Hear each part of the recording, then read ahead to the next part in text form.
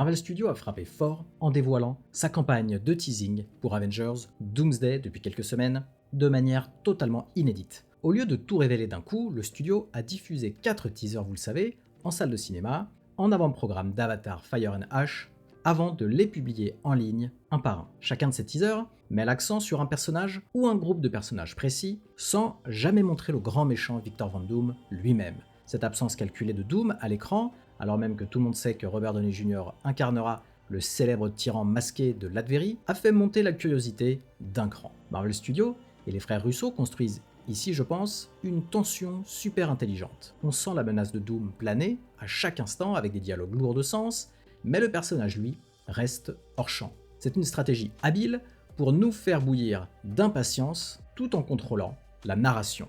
Chaque teaser fonctionne comme une pièce d'un puzzle multiversel révélant peu à peu l'ampleur de l'intrigue. D'abord la surprise émotionnelle du retour de Steve Rogers, puis un focus plus introspectif avec Thor, suivi d'un choc monumental avec les X-Men et Cyclope, et enfin une alliance inattendue entre Wakanda, Talokan et les 4 Fantastiques. Évidemment, Marvel Studios et les frères Russo jouent sur la nostalgie et le renouvellement post-Endgame.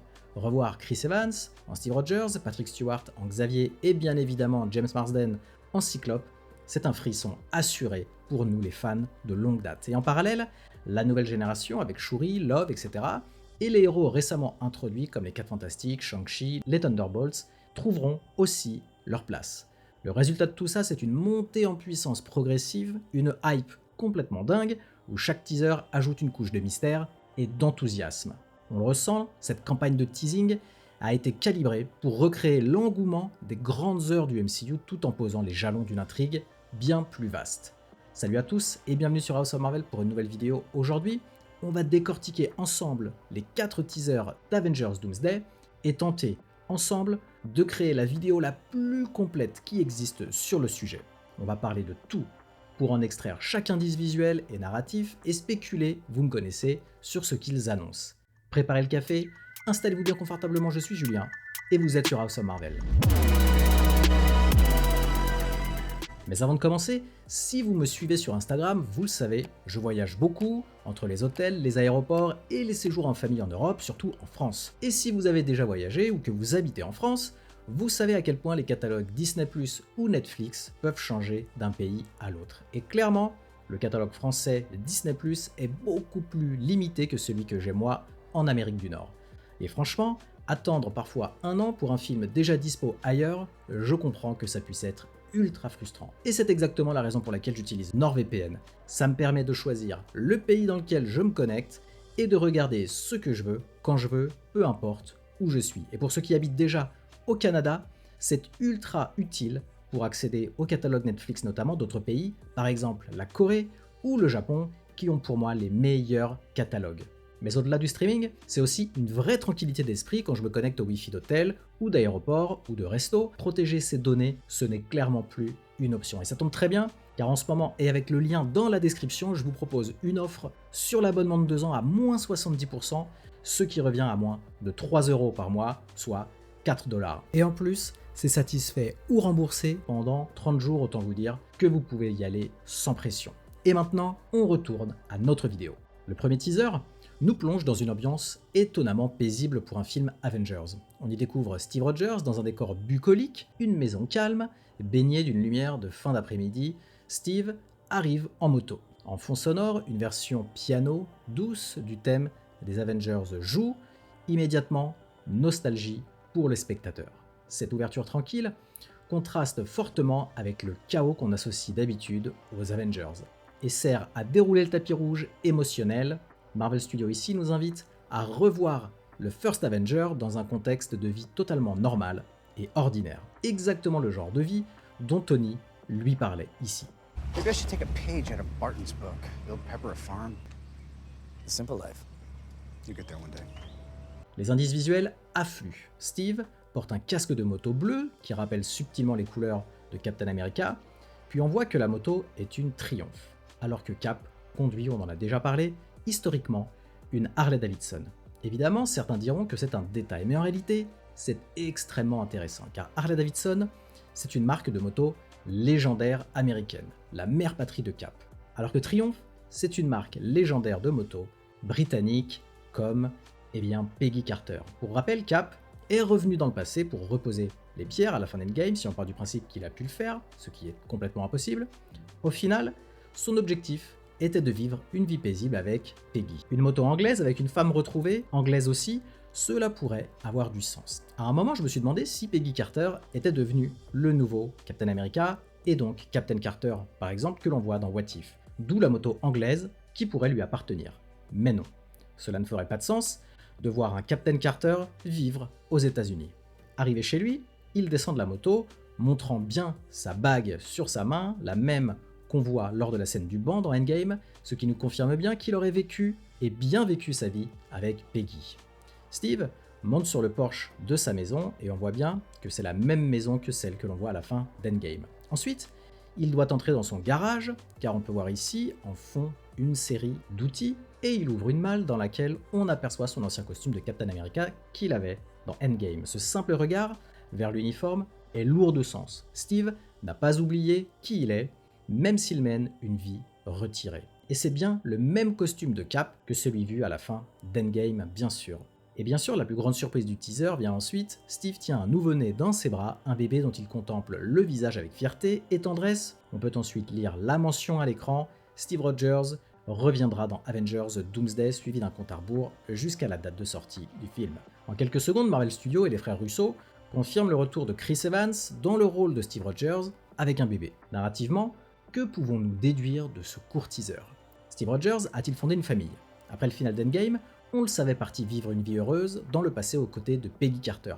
Ce teaser suggère donc qu'en retournant dans le présent multiversel, Steve a désormais un enfant dans sa timeline. On peut aussi y voir une métaphore de la récompense, le héros ayant tant sacrifié, Marvel Studios lui offre l'image d'une vie accomplie avec la famille qu'il n'a jamais eue dans la saga originale. Cependant, l'ambiance, presque trop idyllique, soulève une question intrigante. Et si ce monde était illusoire? On peut émettre l'hypothèse que Doom manipule Steve via une illusion.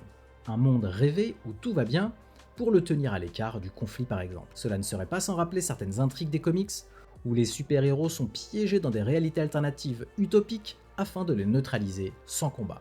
Est-ce le cas ici? Le teaser ne le dit pas explicitement, mais on sent bien que quelque chose cloche. Cette paix ne durera pas, le sourire serein de Steve et ce bonheur rural pourrait bien être le calme avant la tempête ou même un piège cruel. D'ailleurs, pourquoi rural? Je m'explique. À la fin d'Endgame, Steve retrouve Peggy juste ici chez elle, dans cette maison. Dans le teaser ici, on nous montre à nouveau cette maison. Mais avec ce plan, juste avant, on nous suggère qu'il rentre chez lui et qu'il est en pleine campagne. Mais si on regarde bien la scène de fin d'Endgame, on peut voir ici que la maison se trouve dans une rue résidentielle, absolument pas à la campagne. Et souvenez-vous, je vous en parlais il y a quelques mois, on avait découvert cette maison qui était le lieu de tournage de la maison de Steve, sauf qu'à l'époque, les documents de production utilisaient Luke Cage comme nom de code, et sur ce lieu de tournage, que voyait-on? Un moulin à vent exactement comme ici dans le teaser. Donc, je pense qu'on peut dire que cette maison n'est pas la maison dans laquelle Steve retrouve son bébé. Donc, Peggy et Steve vont probablement vivre à la campagne après avoir déménagé. Ensuite, il y a un élément troublant dans ce teaser. On revient sur la moto, et notamment, quelque chose que j'ai découvert en faisant des recherches, c'est son logo. Et je suis le seul à parler de ce détail. Dans la timeline des événements, on peut rapidement arriver à la conclusion que ce teaser se déroule dans les années 60. Mais il y a un détail qui cloche. En effet, le logo Triumph, que l'on voit juste ici, est le logo utilisé par le constructeur depuis 2010. En 1960, le logo aurait dû ressembler à ça. Alors oui, certains vont me dire que ce n'est qu'un détail et que c'est juste une erreur, et c'est ce que me dit mon ami Deviant, mais non, je n'y crois absolument pas. Un détail aussi gros, aussi visible, en plein milieu de l'image ne serait jamais laissé au hasard pour un accessoiriste ou un chef décorateur, surtout quand on sait que ces gars-là sont des tarés du détail, et encore moins sur un film à 500 millions de dollars. Donc évidemment, cette moto joue un rôle. Je pense que Steve a utilisé cette moto lors de son voyage dans le temps en 2012 à New York et qu'il l'a gardée comme souvenir de son épopée. Évidemment, je vois déjà ceux qui vont dire que la moto ne peut pas voyager dans le temps car seul Cap a une combinaison quantique. Mais en fait si. Et la preuve, c'est que Cap embarque bien avec lui Mjolnir et une mallette. Quoi qu'il en soit, ce premier teaser joue sur l'émotion pure et la surprise.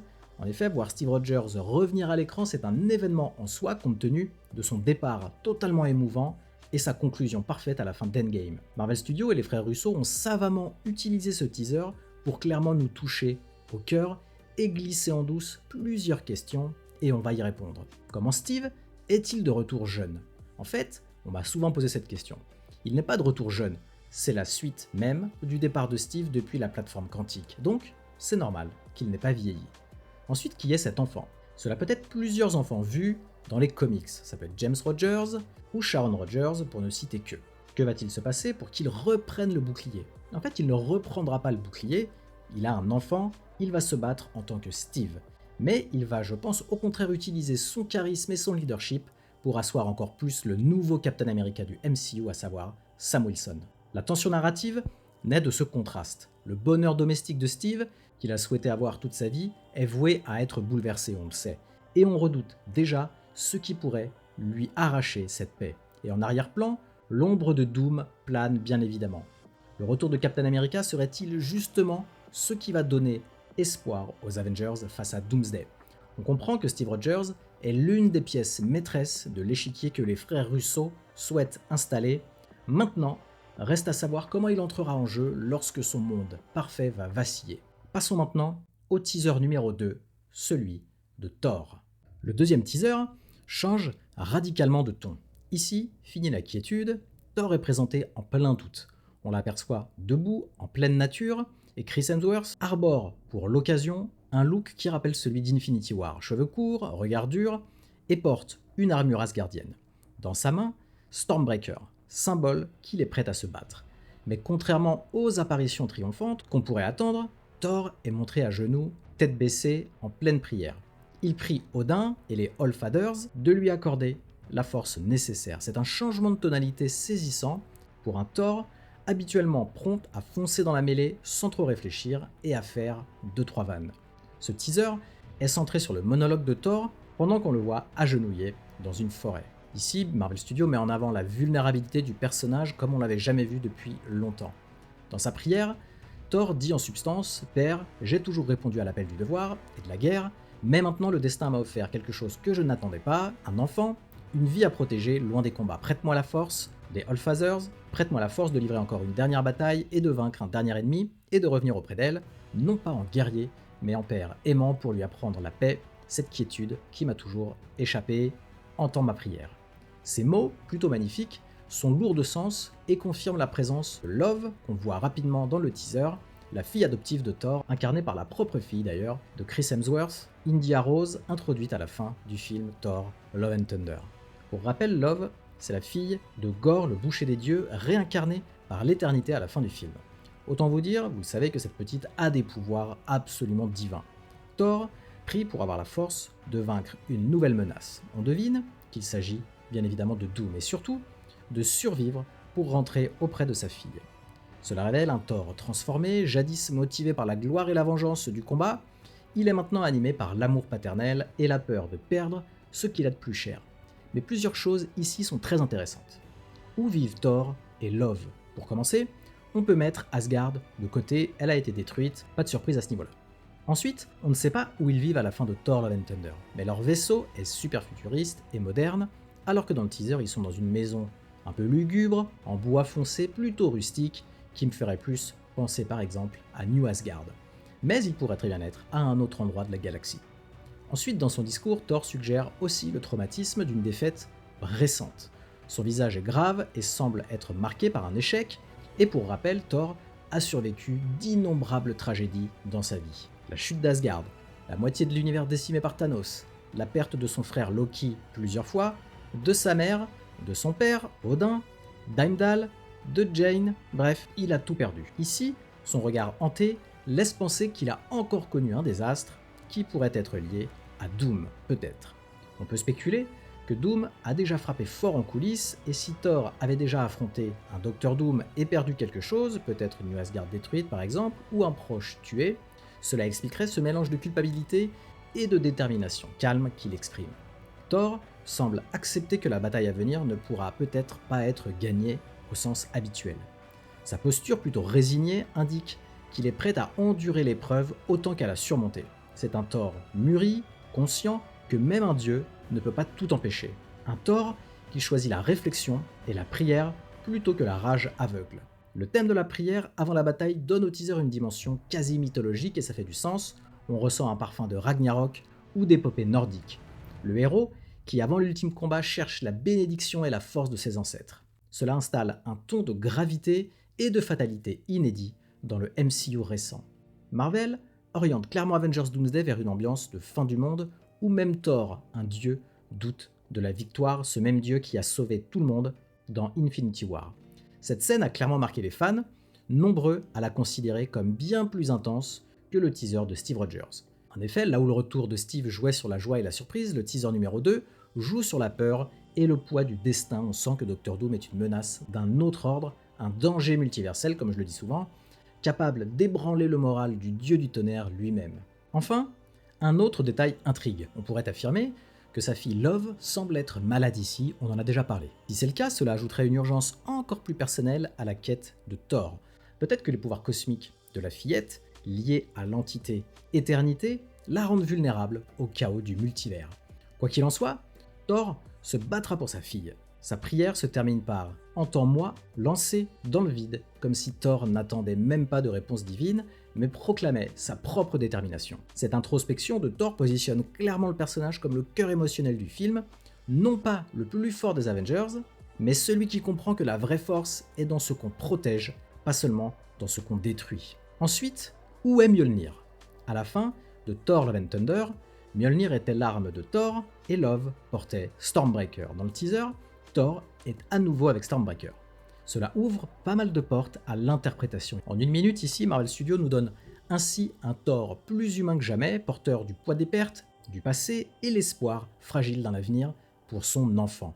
Le message est clair, Doomsday ne sera pas une simple bataille, de plus ce sera un combat dont l'issue a un prix incommensurable, même pour un dieu.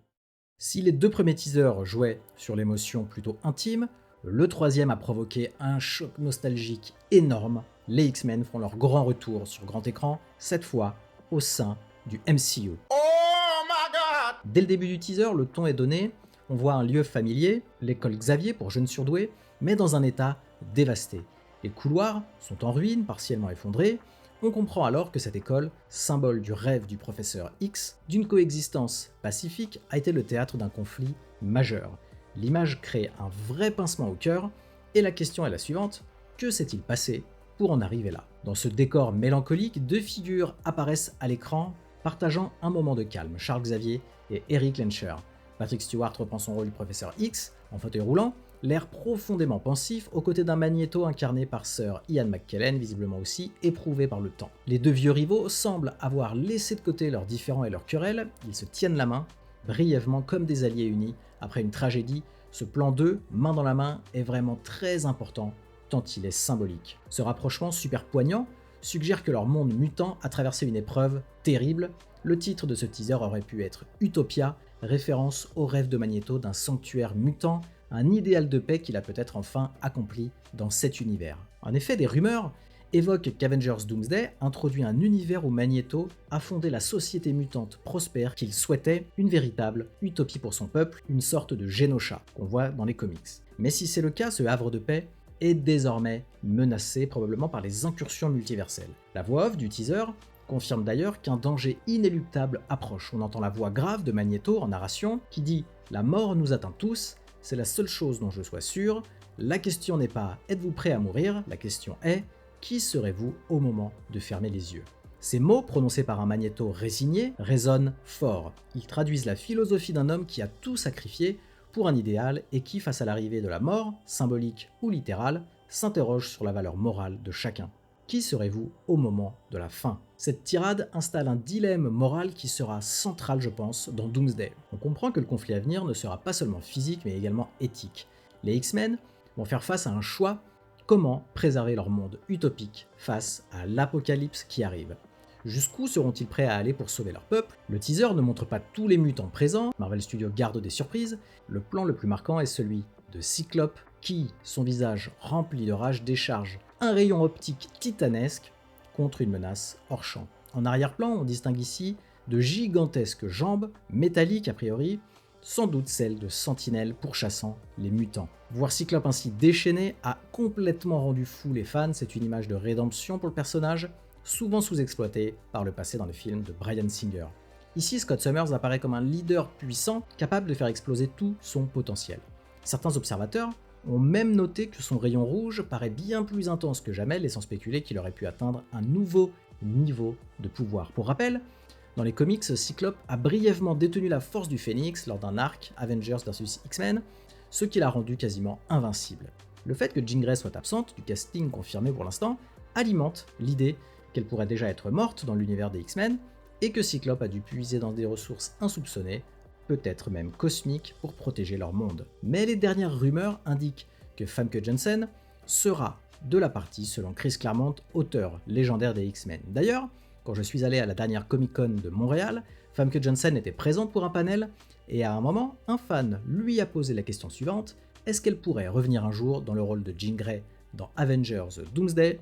Et sa réponse a été très intéressante, elle n'a pas dit non, elle a simplement répondu peut-être avec un grand sourire.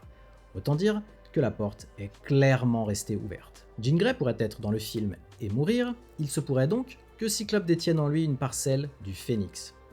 Si tel est le cas, il deviendrait l'un des êtres les plus puissants du multivers, un atout déterminant contre Doctor Doom. Bien sûr, le teaser ne l'explicite pas, mais la puissance de son attaque et l'intensité de son émotion laissent deviner qu'il a tout perdu, sauf sa rage de vaincre. D'ailleurs, on pourrait encore une fois, en lien avec l'art du mensonge des coquins frères Russo, penser qu'une Jean Grey ou un autre personnage a été effacé juste ici, en écho à cette couverture de comics mythiques.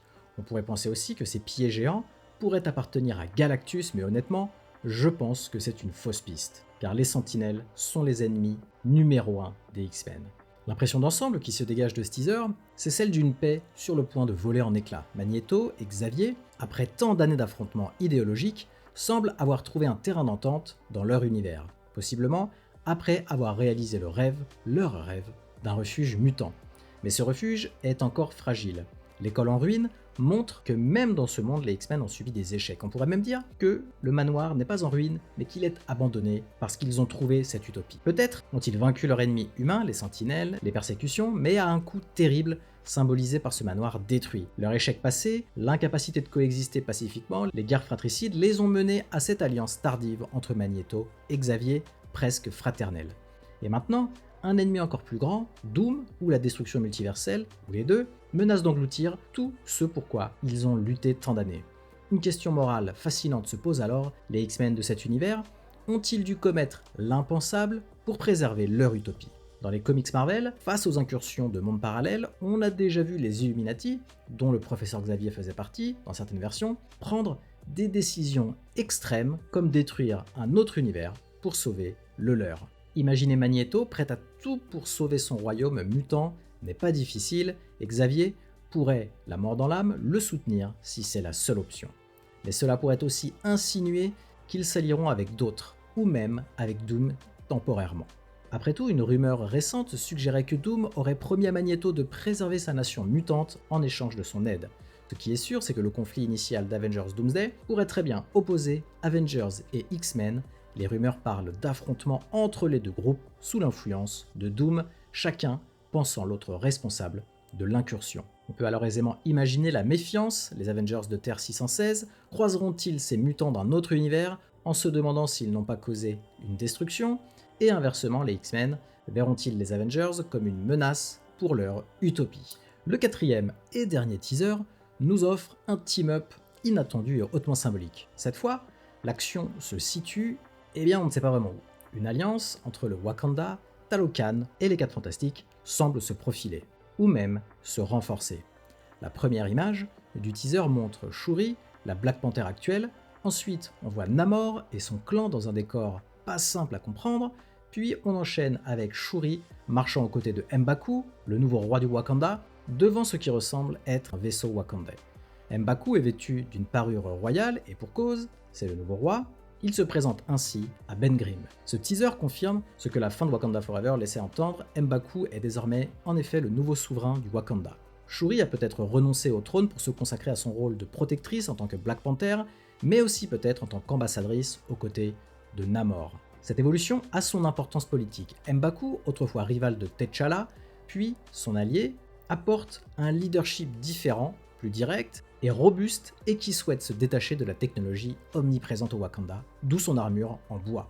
Le voir participer aux négociations d'alliance montrerait que le Wakanda est prêt à s'ouvrir et à collaborer avec d'autres puissances, ce qui n'était historiquement pas gagné pour cette nation très indépendante. Arrive alors face à eux un des représentants des 4 Fantastiques, Ben Grimm, alias La Chose, et la rencontre est assez savoureuse. M'Baku massif et imposant fait face à La Chose tout aussi imposante. Ben se présente, il dit Ben de Yancey Street entre Broome et Grand, en référence à son quartier new-yorkais populaire. On ne voit pas dans ce teaser les autres membres des Fantastic Four, mais il est implicite qu'ils font partie bien évidemment de l'équation. Le casting a confirmé Reed Richards, Sue Storm et Johnny Storm présents dans le film. Reed Richards notamment devrait être crucial, lui dont l'expertise scientifique sera précieuse face au phénomène d'incursion. Quelques dialogues brefs retentissent en voix off pendant ces images. On entend Shuri déclarer d'une voix émue « J'ai perdu tout ce qui comptait pour moi, un roi a pour devoir de préparer son peuple à l'au-delà, moi j'ai le mien ». Cette phrase intrigue. Shuri fait allusion à la tradition des rois comme T'Challa ou comme son père T'Chaka d'assurer la survie spirituelle de leur nation alors qu'elle-même a un autre rôle à jouer. Mais quel est donc ce devoir qui lui incombe à elle? On peut interpréter que Shuri, en scientifique de génie, se considère responsable de préparer son peuple, non pas pour la mort comme le roi, mais pour l'avenir, c'est-à-dire trouver un moyen d'empêcher la catastrophe à venir. Elle pourrait faire allusion à son travail sur la technologie liée au multivers, ou à une stratégie pour sauver ce qui peut l'être du Wakanda si Doctor Doom provoque le chaos. C'est comme si elle disait « Les rois préparent l'âme de leur peuple, moi je prépare leur survie physique et concrète ». Shuri, qui a déjà perdu son frère, son père et sa mère, porte en elle le poids du deuil. Sa détermination dans cette phrase montre qu'elle est prête à tout pour que la prochaine crise n'efface pas ce qui reste de sa famille et de son pays. L'alliance qui se dessine dans ce teaser est riche en implications géopolitiques. Pensez-y, le Wakanda, une puissance africaine technologique, et Talokan, royaume sous-marin secret, et les 4 Fantastiques, héros publics américains, unissent leurs forces. C'est un trio improbable, mais qui signale l'ampleur de la menace Doom. Même Namor, d'ordinaire isolationniste et méfiant envers la surface, semble accepter visiblement que coopérer, certainement parce que l'équilibre des océans est aussi en jeu si le multivers s'effondre. De son côté, le Wakanda, historiquement plus discret sur la scène mondiale, s'ouvre à des alliés extérieurs. Et les 4 Fantastiques, connus pour être des explorateurs et sauveurs de monde, apportent leur pierre à l'édifice. Politiquement, cela signifie que Doomsday va forcer des nations ennemies d'hier à devenir des partenaires de survie. On se souvient de la guerre Wakanda-Talokan qui a failli tout emporter. Les voir maintenant dialoguer est un signe d'espoir et d'évolution. M'Baku, en roi pragmatique, peut être plus prompt que T'Challa à conclure des pactes, Shuri jouant l'émissaire scientifique et Namor consentant à la paix par nécessité. Ce développement raconte une histoire en soi, celle d'une réconciliation face à l'apocalypse. Au début, comme beaucoup d'entre vous, j'ai cru que ce qu'on voyait dans le teaser Wakanda était ici une pyramide. Une structure massive, géométrique, presque mystique, posée là comme un symbole de pouvoir ou une domination. Et honnêtement, cette lecture avait du sens. Mais plus je regarde ces images, plus quelque chose cloche. La forme, l'emplacement et surtout la manière dont la caméra le filme. Et aujourd'hui, je pense que ce n'est pas une pyramide, je pense que c'est la nécropole du Wakanda. Un endroit qu'on n'a jamais vraiment exploré dans le MCU, mais qui existe très clairement dans les comics. Dans les comics New Avengers de Jonathan Hickman, le Wakanda n'est pas seulement une nation ultra technologique, c'est un territoire profondément spirituel, ancré dans la mémoire des rois, des Black Panthers et de tous ceux qui ont porté la responsabilité du trône. Et cette nécropole, ce n'est pas juste un cimetière. Dans New Avengers, le Wakanda est confronté à une vérité brutale, même les nations les plus avancées, les plus fières, les plus isolées ne peuvent pas survivre à une apocalypse multiverselle sans sacrifier quelque chose. Et la première incursion arrive à ce moment-là au Wakanda, avant Secret Wars. Et c'est à la nécropole que Black Panther décide de réunir les Illuminati pour trouver une solution à ces incursions. J'ai tout de suite pensé que nous étions dans le Void, mais je pense que c'est trop tôt. Ou alors ces images sont bien dans le Void, mais ne seront pas utilisées pour le film Doomsday, mais pour Secret Wars. Là encore, tout est possible avec les frères Russo et Steve McFeely. Je pense donc que ce lieu c'est la nécropole et que nous sommes simplement au Wakanda. Il faut aussi dire que parfois le plus simple met en place la meilleure histoire. Mais je suis en train de travailler sur une nouvelle théorie qui pourrait complètement changer la façon de voir ce passage, mais ça, c'est pour une prochaine vidéo. On a aussi la couleur bleue qui apparaît sur les armures de Shuri et M'Baku, qui pourrait être la conséquence d'un partenariat entre Talokan et le Wakanda. Mais pour rappel, à la fin de Wakanda Forever, on voyait déjà ces couleurs apparaître sur la tenue de Shuri juste ici, alors que durant tout le film, elle arborait plutôt du jaune, donc tout semble indiquer que cette théorie est complètement valable. Ce quatrième teaser est plus court et allusif que les autres, mais ces quelques secondes suffisent à déclencher une avalanche de spéculations. Et en termes d'intrigue, on peut deviner que ce trio Wakanda, Talocan, Fantastic Four se constitue possiblement pour enquêter sur les perturbations multiverselles. Peut-être qu'après les premiers incidents, Shuri et Reed détecteront quelque chose d'anormal, comme du vibranium perturbé ou des anomalies cosmiques, et comprendront que l'Alliance est nécessaire pour y faire face. Évidemment, le teaser s'arrête net après la rencontre avec la promesse que Wakanda, les Fantastic Four, seront de retour dans Avengers Doomsday. C'est la confirmation que tous les fils narratifs vont converger dans le film. Cette campagne de teasing révèle beaucoup de la stratégie narrative Marvel Studios post-Endgame. Après la saga de l'infini, Marvel a connu une phase d'exploration, le multivers introduit dans Loki, No Way Home, Multiverse of Madness, etc., parfois jugé très inégal. Ici, avec Doomsday, on sent une volonté de reconquérir le public en frappant très fort et très juste. D'une part, Marvel Studios mise sur la nostalgie et le fanservice très intelligent, en faisant revenir Steve Rogers, en ramenant les X-Men originels.